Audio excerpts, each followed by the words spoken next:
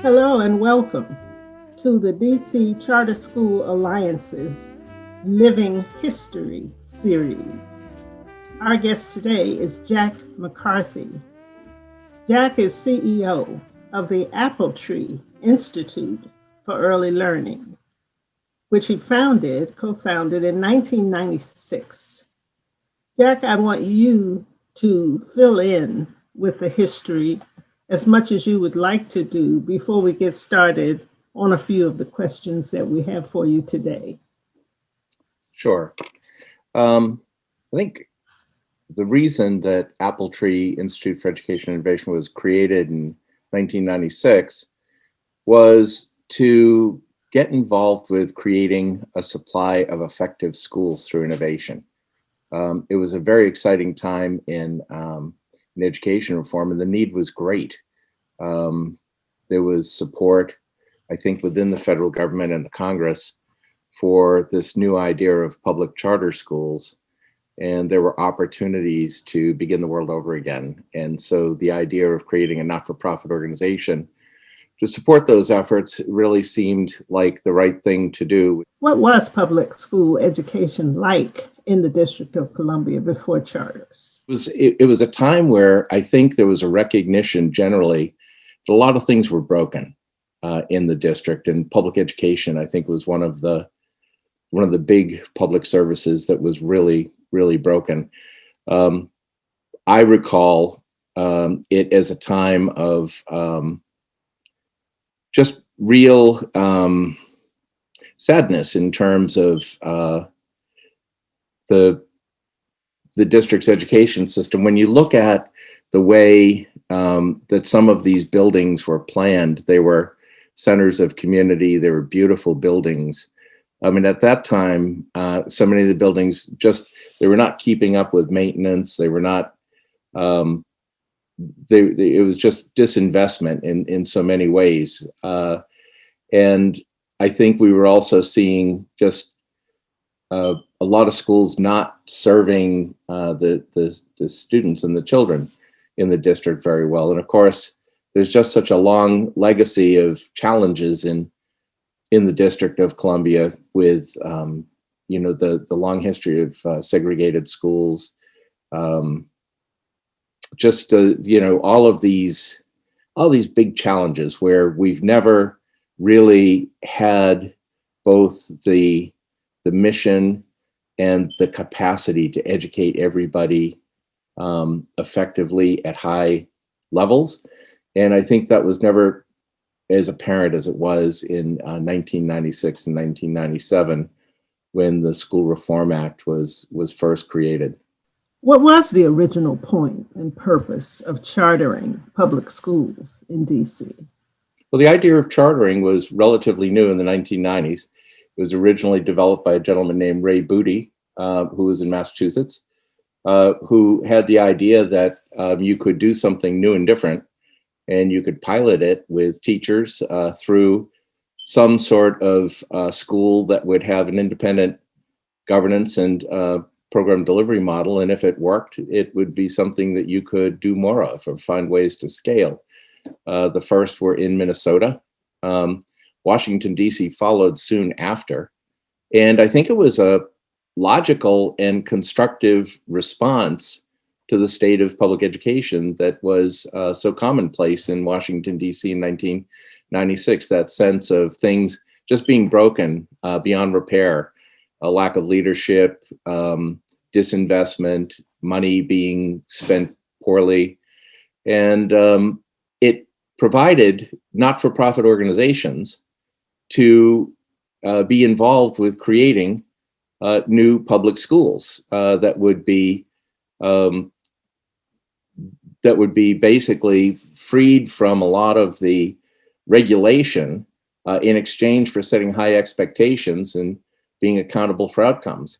In the School Reform Act initially, I think the framers of the act were hopeful that some of the leading organizations like the Smithsonian, the Kennedy Center, the Library of Congress would be sponsors of schools, given their historic missions and the resources that they had, really, in terms of educating the public. And that is a part that I think, because of the politics at the time, never really came together in the way that it could have. And if that had come together, I think it would have been really, really very exciting for the district in connecting those exciting federal educational resources with homegrown social entrepreneurs to create some great institutions. But nonetheless, there were a lot of leading organizations in the city, like Friendship,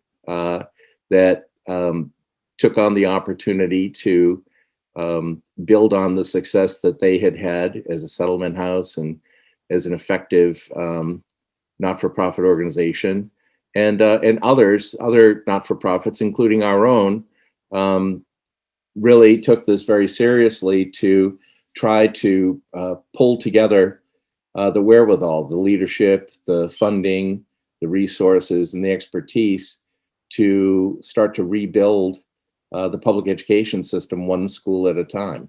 Education being mandatory, the government has a responsibility to provide the best possible public education it can. And when it's failing to do so, looking to other means and newer methods and experiments, as charters might have been considered by some in the very beginning, is an obligation that the government has. So it was seen as a public good, as far as I can tell. But how has it changed the landscape of chartering, that is, in DC, over the years? Well, I think when it was starting, this time back in 1996, this was during the Clinton administration, and I think that there was at that time there was a willingness. I think in a lot of ways, the federal government had seen where government's role was sometimes best not actually operating things, but either providing the funding or providing the measurement or providing the wherewithal for not-for-profit organizations to play a role in implementing public policy. There certainly was a lot more support there, and that carried through the Bush administration and then through the Obama administration.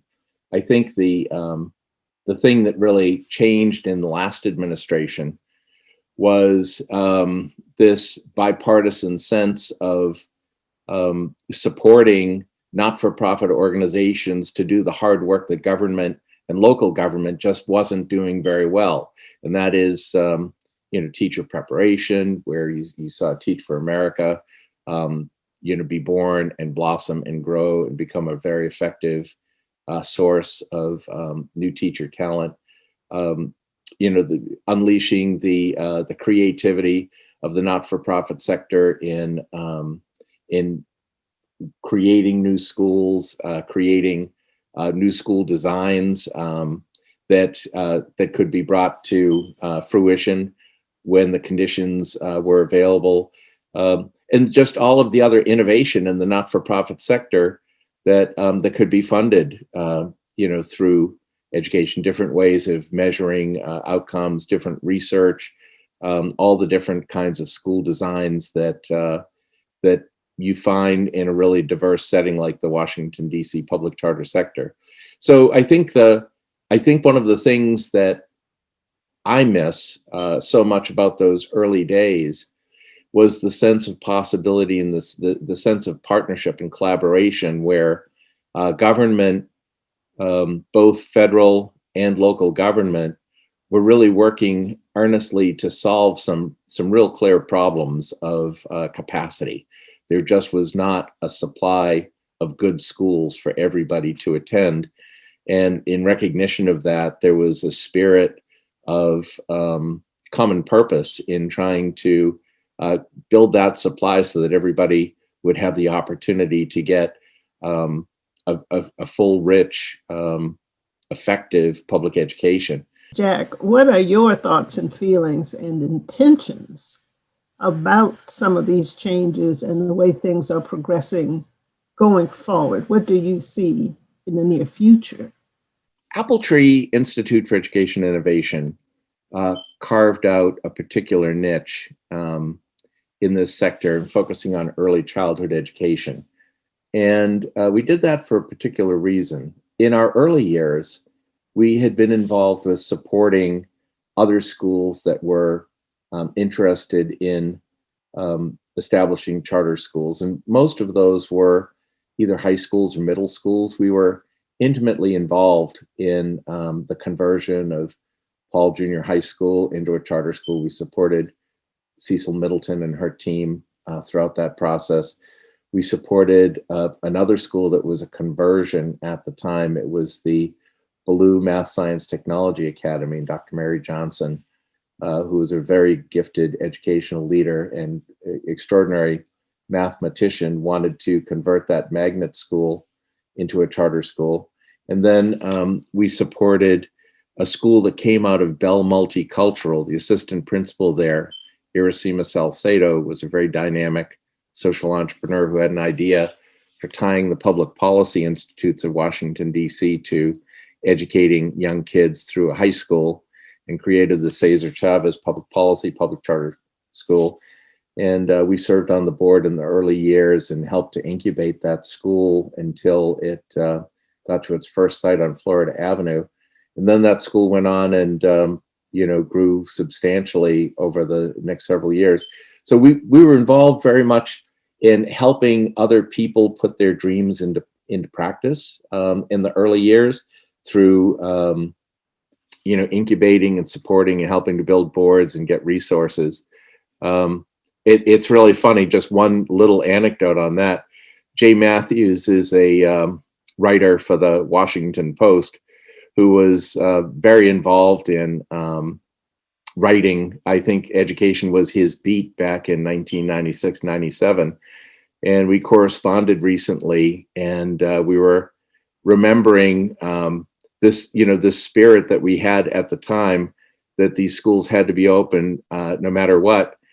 And Washington Math Science Technology and Cesar Chavez were both started at Waterside Mall in Southwest, which was where 4th Street and the Safeway are now in Southwest, and just a completely different time and former EPA space that had been redeveloped and so forth. But in when we were doing the community development work to get that space ready, the timelines were not working well with the opening of school.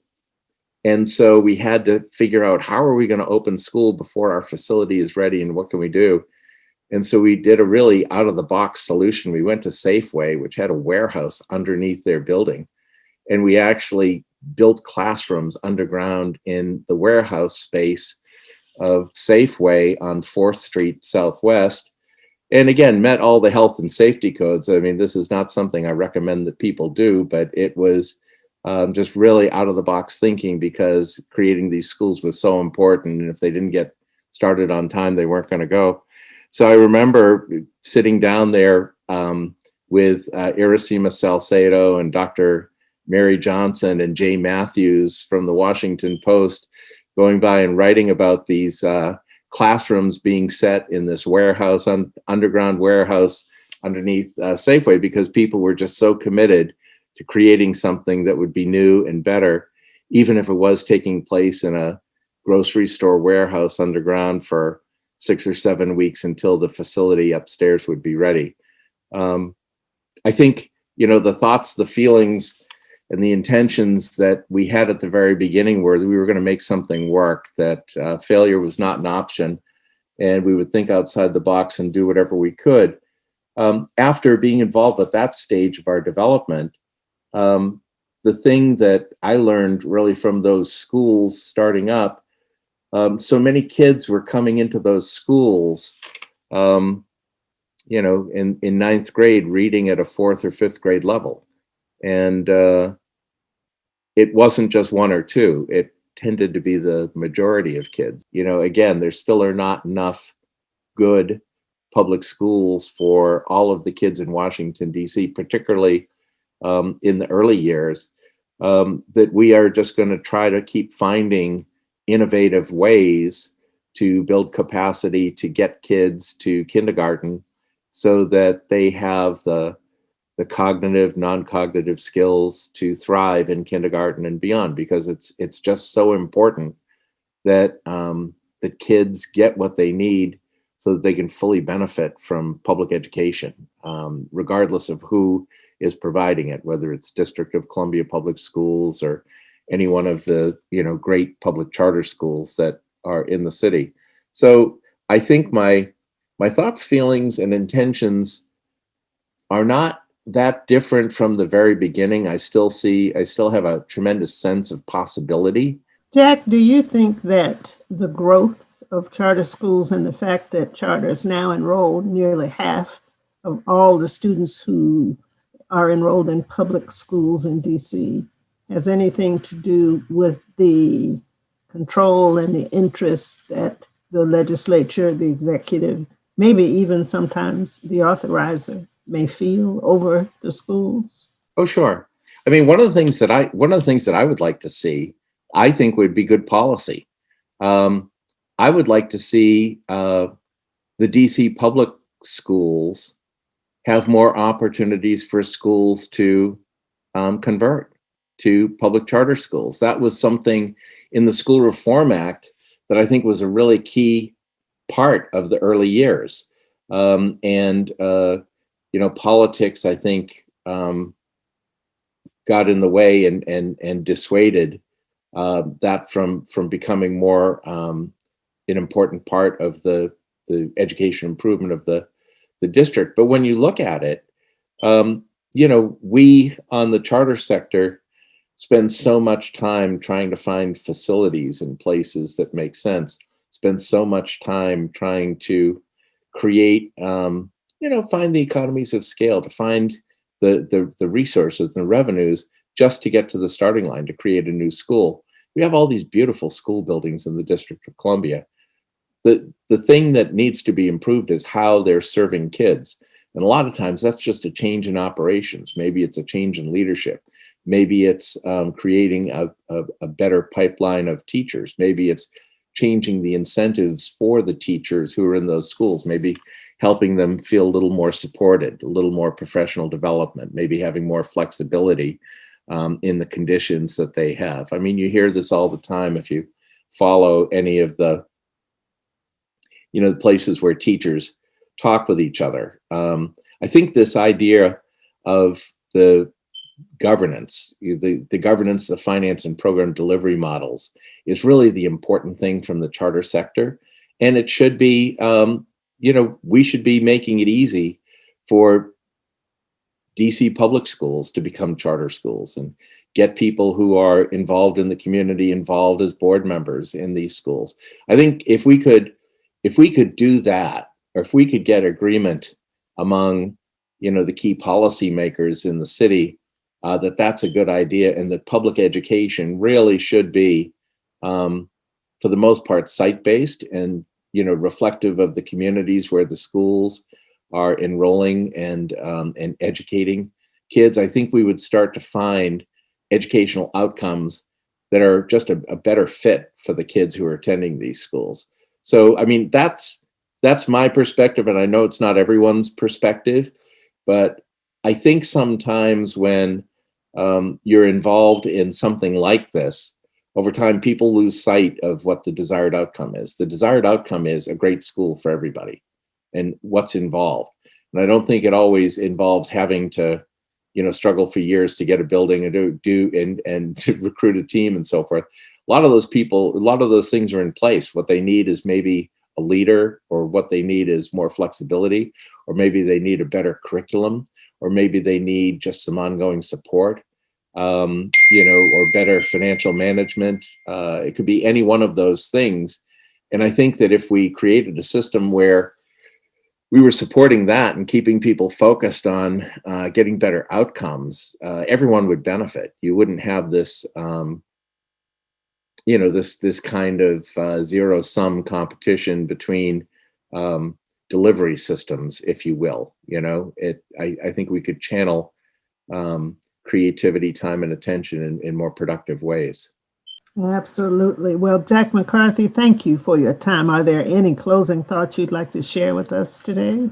Well, I think the only closing thoughts I have are I I've had the opportunity to work in public education for the last 20, 26, 27 years of my life. And the things that make me optimistic are that people come into this work for the best of intentions. Um, I think educating a person is one of the hardest things to do because it really is so individualized. Each of us comes to education with different background knowledge. Some of us are fortunate enough to have two parents in a stable household. Um, Many of us are not. I had a single mother for some of my years in school, and I was fortunate to have neighbors and people who looked out for me. I think that we need to have the kinds of flexibility and really start to think in terms of what are the ways where we can really individualize public education so that more kids get the full benefit of it. Because, frankly, as we're seeing in Washington, D.C. this week of 2021, where we had the devastating catastrophe of the attack on the Capitol, one of the main purposes of public education is self-government, so that government of the people, for the people, and by the people can survive. And what we're finding now is that we're not doing a good job in educating all of the people with regard to how government works, how to be discerning in reading the news and understanding what is the news and what is fake news, or how they can be involved in a constructive way in self-government and to play a role as citizens throughout their lives. Education is key to that. This is why education was built into all of the state constitutions. This is why the federal government has an important role after the Civil Rights Act to ensure that large groups of people would not be denied a quality public education. And this is why this is so important. Our very survival as a nation depends on having educated citizens and having an educated workforce. So I'm passionate about this idea of bringing everything that we can to the task of creating a good school for everybody. And in the future, it might look very different than it does today. What we're seeing through this pandemic is the resilience of parents and families who I think are starting to think about things differently, where they're realizing a public school, whether it's a charter or a DCPS school, because of the public health and safety rules, isn't going to be open and be available in the traditional way. So we've got to do something different. And we're seeing these pods developing among parents. We're seeing parents looking at breaking out the custodial part of school, the educational and curriculum component, the social emotional part of getting together and connecting with each other, and then finally the enrichment part, sports, music, where people realize all of these things are really important to educating kids well, but they might not be able to be completely integrated in a safe and constructive way now where they could have been a few years ago. And so when you start to think of education that way, all of a sudden it creates all of these new possibilities if we can create the conditions and the support for people to be focused like a laser beam on how do you find safe places for kids to be where they can learn what they need to. How do you bring mastery into education instead of having kids on a conveyor belt just going by, maybe learning as much as they should, but not learning as much as they should, but just having to move on to the next grade and falling behind? I mean, these are all the important questions that we need to invest our time, talent, people, and treasure in figuring out, so that we can get to this point of all of our children being educated to high levels, and all of our educators having the flexibility and the wherewithal to focus on what's important, instead of, these other things that seem to distract us from time to time, and these conflicts over policy and so forth. If we could just continue to focus on what is important, that's educating everybody to high levels so that they can be their best self, and to be successful, to be independent, and to be good citizens and good leaders of families, and neighborhoods and communities, I think we'll start to get back to where we need to be as a country. So I tend to be very optimistic, because I do believe in people. I do believe most people want the same thing, and I do believe that technology and our culture and our civilization can all continue to support those things. But we need leadership, and we need people to start to trust each other a little bit more, because those are the things that I think create good things going forward. Jack McCarthy, thank you so much for spending this time with us today and sharing your brilliance and your insight and your experience. Well, you're kind. No, we wanted to speak to you because you are a very important part of the living history of DC education, and we thank you for that. Thanks so much, Ramona. I really enjoyed our time together today, and look forward to more in the future. And we will have more as we learn from this pandemic what the next phases of public education will look like. Once again, I thank you. I'm Dr. Ramona Edelin, and this is the DC Charter School Alliances Living History series.